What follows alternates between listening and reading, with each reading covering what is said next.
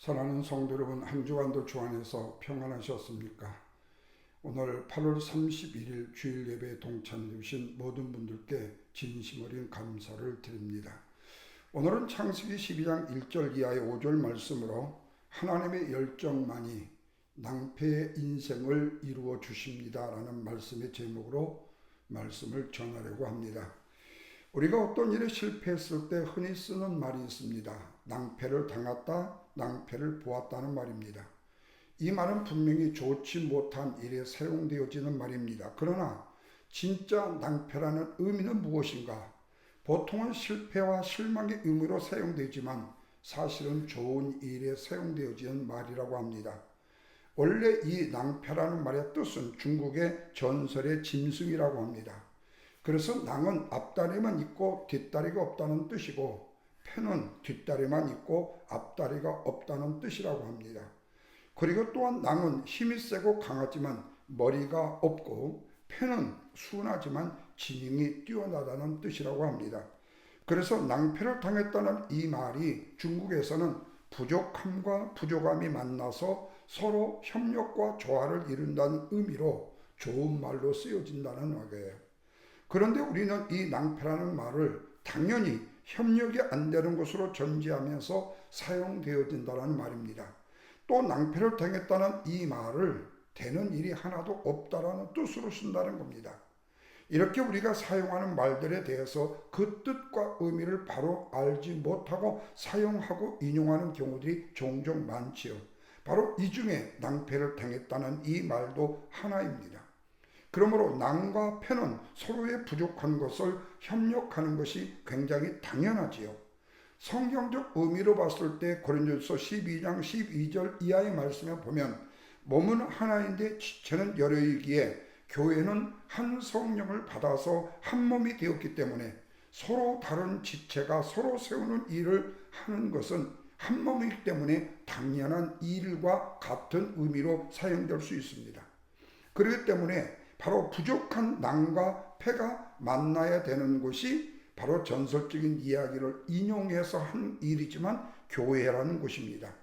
교회가 하나됨을 이루어야 되고 협력해야만이 바로 살 길이 열리는 것입니다. 그래서 교회는 낭과 패가 만나는 것이고 자기의 장점으로 섬기는 것이고 약점 때문에 오히려 다른 사람과 하나를 누리게 되는 것이 바로 교회이어야만 합니다. 뿐만 아니라 교회는 성령의 하나됨과 조화를 확실히 보증하는 것이어야 되겠지요. 하나님의 뜻은 하나됨을 이룬 것이라고 할 수 있기 때문에 문제는 하나님의 뜻을 무엇으로 알 수 있는가? 바로 무엇으로 하나님의 말씀을 알 수 있는가? 두 가지로 생각해 보려고 합니다.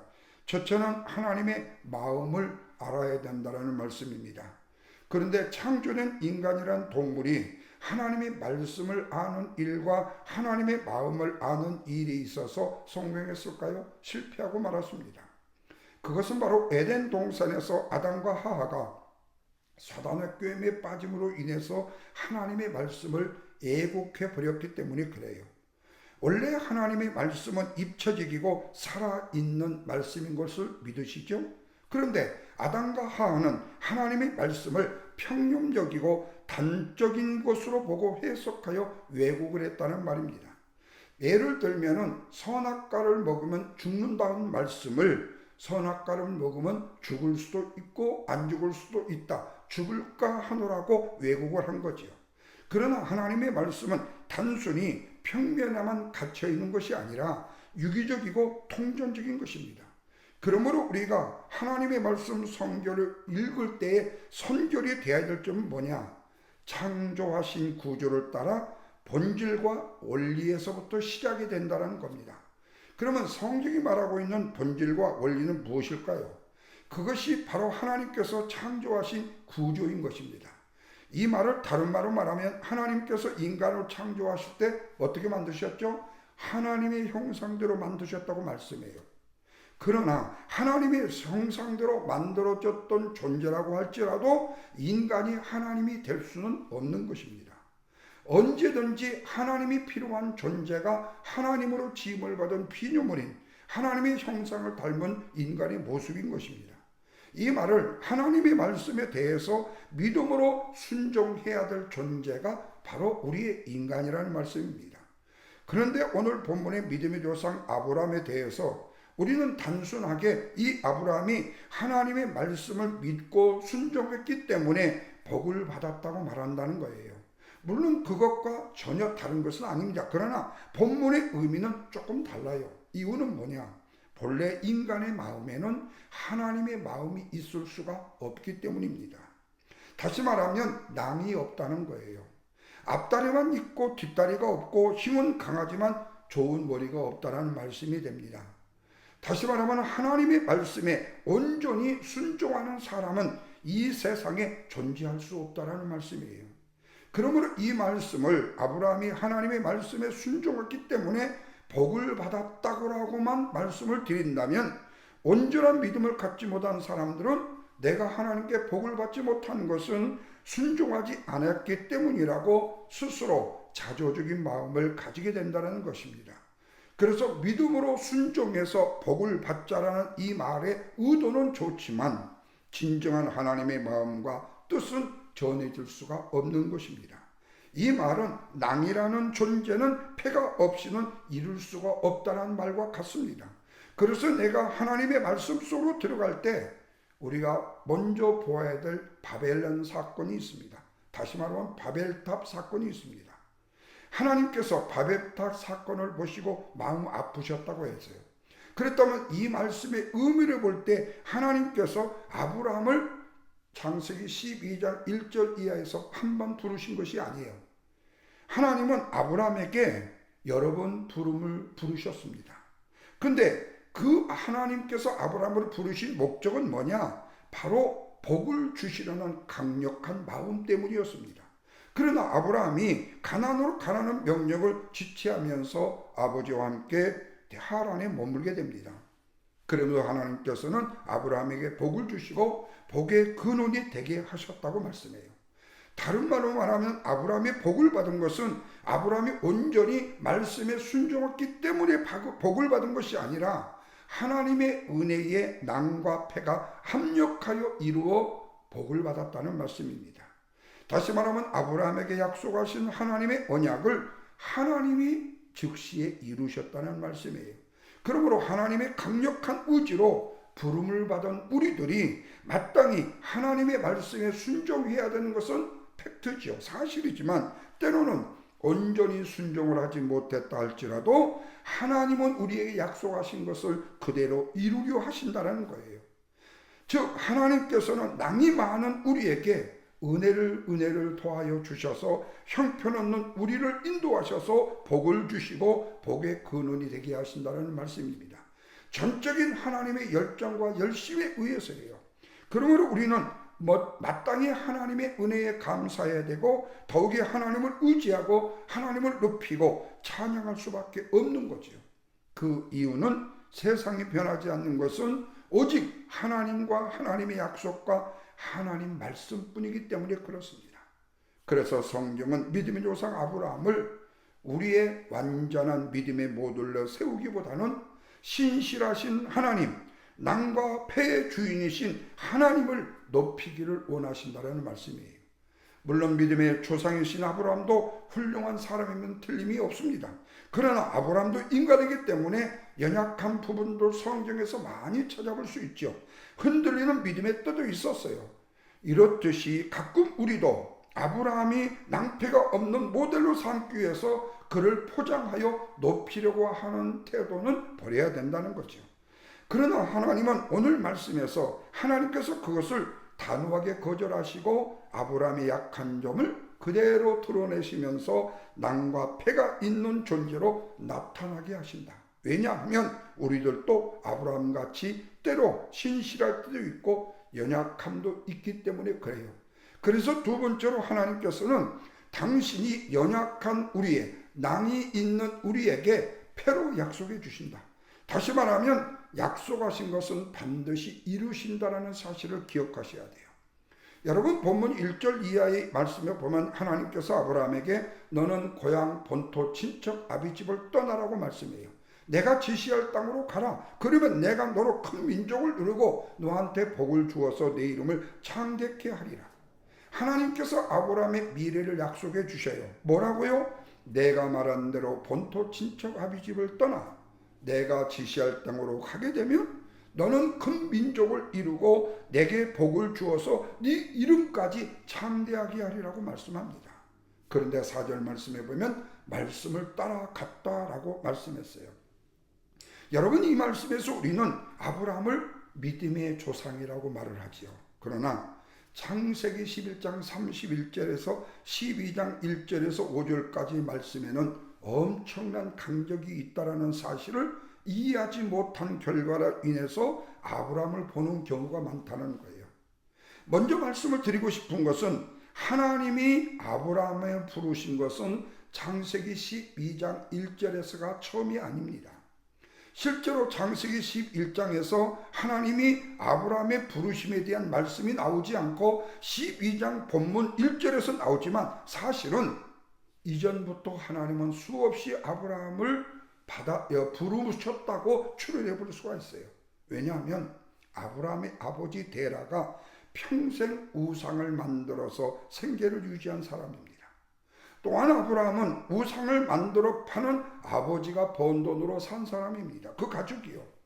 그런데 어느 날 보이지 않는 하나님께서 아브라함에게 아브라함아 너는 본토 친척 아비집을 떠나라 이렇게 한다면 아무리 아브라함이라 할지라도 예 하나님 알겠습니다 갑시다. 그리고 아버지에게 하나님이 본토 친척을 떠나라고 하는데 아버지 갑시다. 이렇게 과연 본토 아비집을 떠날 수 있느냐는 거예요. 다시 말하면 하나님의 수없는 부르심에 아브라함은 순종하지 못했어요. 순종할 수 있을 수가 없었어요. 그런데 그 순종할 수 있는 계기가 바로 창세기 11장 31절에 나옵니다. 뭐라고 말씀했죠?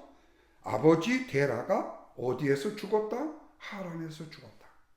여러분, 하란은 가나안의 최변방입니다.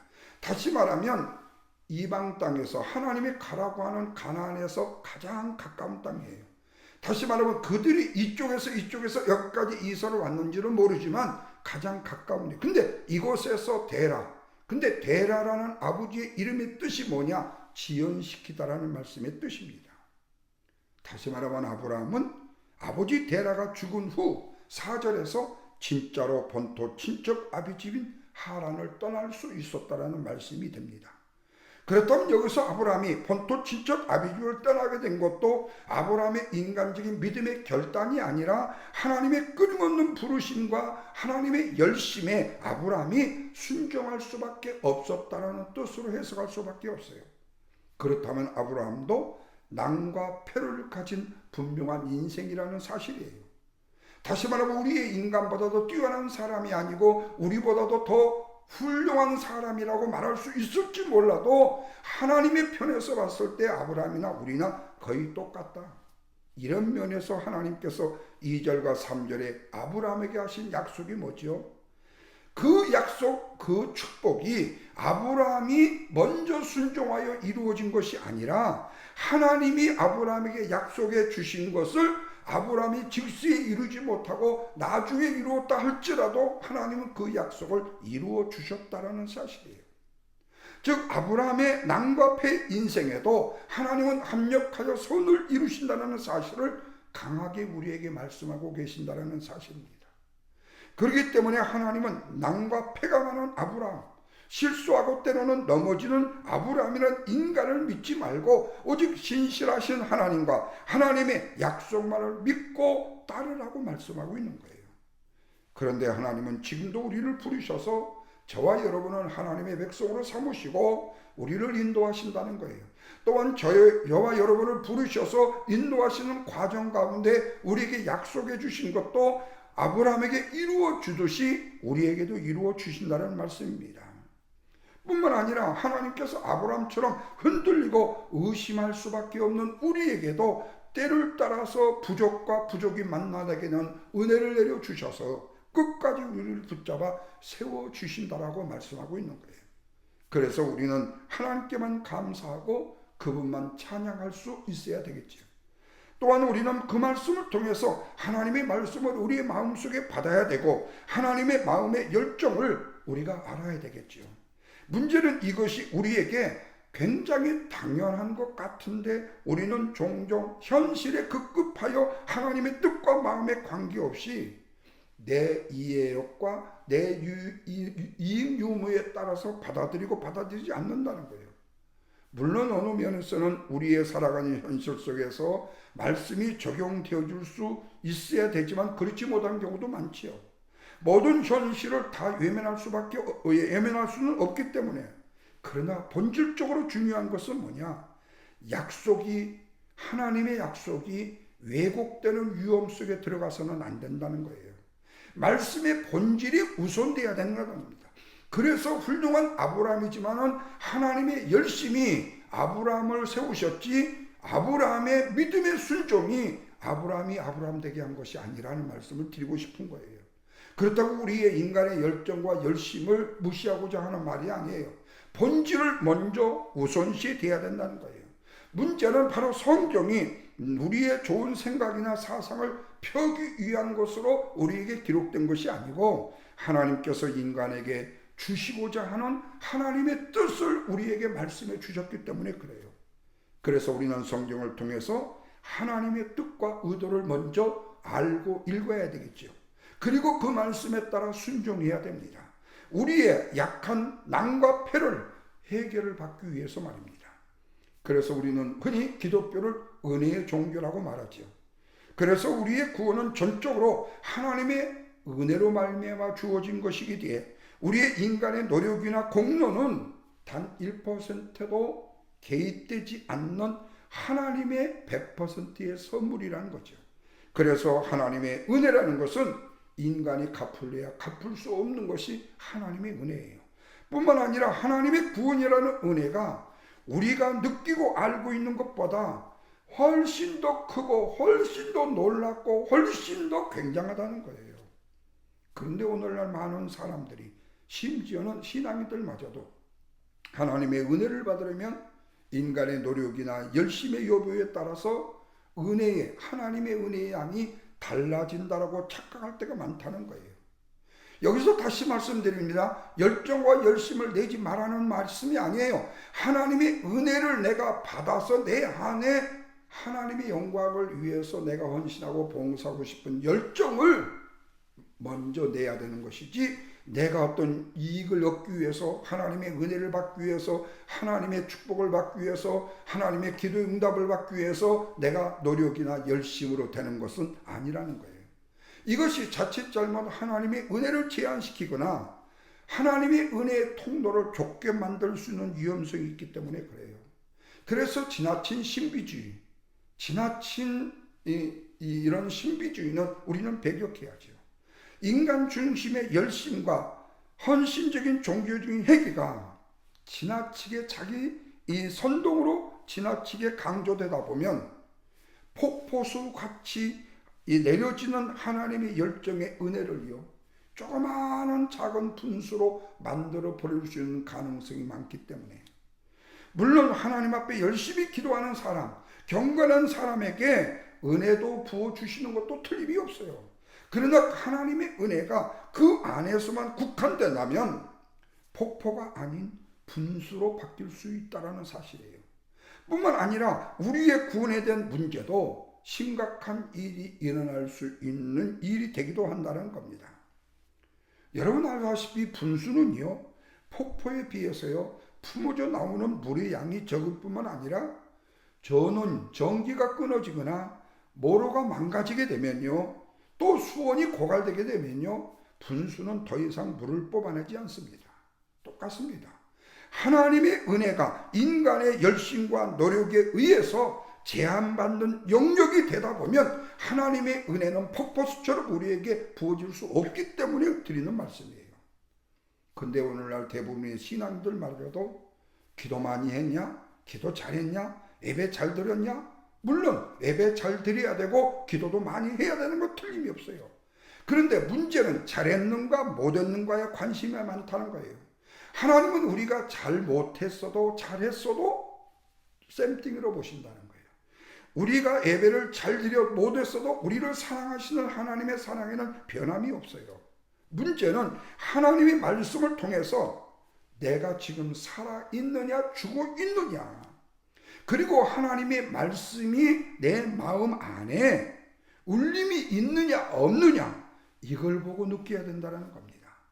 이것은 바로 말씀은 생명력이 있어서 우리의 낭과 폐의 모든 것을 변화시키기 때문에, 영혼과 관절과 골수를 쪼개기 때문에, 그래서 변화와 성숙이라는 것은 부족과 부족은 함께 있지만 성숙이라는 것은 반드시 변화를 수반해야 된다는 말씀입니다. 그럼에도 인간의 삶의 변화가 없다면 그건 근본적으로 뭔가 잘못된 것인가를 다시 반성해 봐야 되겠죠. 사랑하는 성도 여러분, 말씀을 맺겠습니다. 여러분, 아브라함이 누굽니까? 세상적인 지위를 가진 사람이거나 집안이 누구보다도 훌륭한 사람이거나 부모가 훌륭한 사람이었을까요? 결코 아니었습니다. 한마디로 말하면 낭과 패가 가득한 인생이었어요.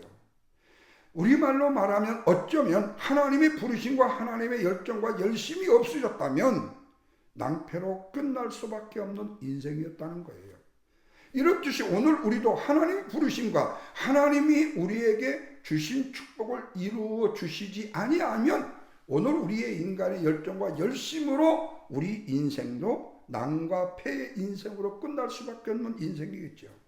그런데 이런 부족한 낭패가 있는 인생에게 1절에서 하나님께서 너는 본토 친척 아비집을 떠나 내가 지시할 땅으로 가면 내가 너로 큰 민족을 이루고 내게 복을 주어 내 이름을 창대케 하리라고 낭패 인생을 부르신다는 거예요. 그리고 아브라함의 모든 부족을 다 채워주시다가 일방적으로 말씀하신다는 거예요. 그러자 4절 보십시오. 아브라함이 여호와의 말씀을 따라 군도덕이인 롯도 함께 갔다고 했습니다. 그리고 끝내 5절에 보면 하란에서 얻은 소유와 얻은 사람을 데리고 어디에 들어갔어요? 가나안에 들어갔어요. 드디어 가나안에 들었습니다.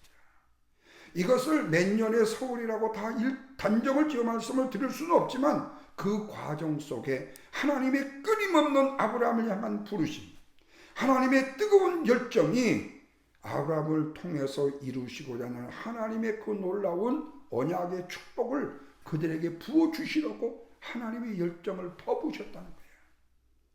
그런데 보통 사람들은 예보에서 뭔가 들어오게 되면요, 어떤 식으로든지 반응을 하잖아요.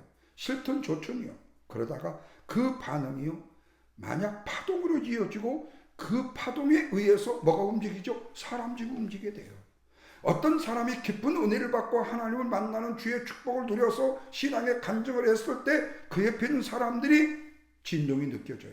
다시 말하면 마음의 파동이 일어나기 시작해요. 그래야 기도하게 되고 예배를 잘 드리게 되고 말씀에 순종하게 되는 역사가 일어나는 거예요. 이렇듯이 오늘 한 영혼이 마음의 영적인 파동이 일어나는 게 중요해요. 다시 말하면 살아있는 하나님의 말씀을 통한 움직임은 다른 사람을 변화시키고 먼저는 나를 변화시키고 나를 성숙하게 하고 나를 통하여 다른 사람도 성숙하게 하신다는 거예요. 그래서 우리가 하나님의 말씀을 한다는 것은 우리의 삶을 움직이는 필요한 요소인과 동시에 깨달음이나 다짐과 결단도 필요한 요소가 되는 거죠. 그러나 오늘 우리의 삶의 변화가 또 이웃 사람들, 내가 전도한 사람들, 오늘 교회 공동체 하는 사람이 쉽게 변화된다면 얼마나 좋겠습니까? 그런데 이런 일들이 참 쉽게 일어나지 않는다는 거예요. 그래서 우리는 하나님의 뜻인 항상 기뻐하고 쉬지 말고 기도하고 범사에 감사하는 삶을 살아야 되는 거죠. 그렇다면 결론적으로 낭패를 축복으로 바꾸는 세 가지 열쇠는 뭐냐? 첫째, 항상 기뻐하는 거. 여러분, 기쁜 일만이 기뻐하는 거 아니라 힘든 일에도 기뻐하는 거. 바로 이것이 낭이 패를 영접하는 모습이기 때문입니다. 둘째는 쉬지 말고 기도하는 거. 기도만이 자기도 모르는 사이에 낭과 패를 만나게 되는 블랙박스가 되기 때문에 그래요. 그래서 여러분, 기도는 내가 모르는 필요가 채워지는 과정으로서 낭이 자기의 부족을 채울 패를 만나는 순간이기 때문에 우리는 무조건적으로 기도하여 하나님의 은혜와 축복과 은총을 채워야 된다. 세 번째로는 범사에 감사한다. 여러분, 감사는 상대의 가치를 인정하는 것입니다. 이 말을 낭이 패의 가치를 인정하는 것이 됩니다. 다시 말하면 인간이 이기기 때문에 상처를 주고 의심을 하지만 그래서 우리는 먼저 감사해야 되는 거죠. 감사가 나의 부족과 위기를 벗어나게 해줄 수 있는 그야말로 메시아 구세주가 되기 때문에 그렇습니다. 그래서 여러분, 낭과 패가 모이는 인생들이 모이는 교회는요, 눈물의 얘기가요 끊이지 않아야 돼요. 다시 말하면 감동과 놀라운 간증으로 인해서 일상이 되는 뜨거운 공동체가 되어야 된다는 말씀입니다. 그것은 아브라함이 낭패 문제를 해결받았던 갈등의 공동체에 저와 여러분이 이미 초대가 되어졌기 때문입니다. 이 하나님의 부르심과 이 하나님의 뜨거운 열정에 의해서 저와 여러분에게 있을 수 있는 낭이 하나님의 아름다운 놀라운 패의 능력으로 해결받아서 하나님이 저와 여러분에게 약속해 주신 모든 약속의 축복들을 주 안에서 내가 부족해도 내가 연약해도 하나님은 이루신다는 사실을 믿으시고 끝까지 주님 말씀에 순종하며 나아가는 저와 여러분의 삶이 되시기를 주님의 이름으로 축원합니다. 감사합니다.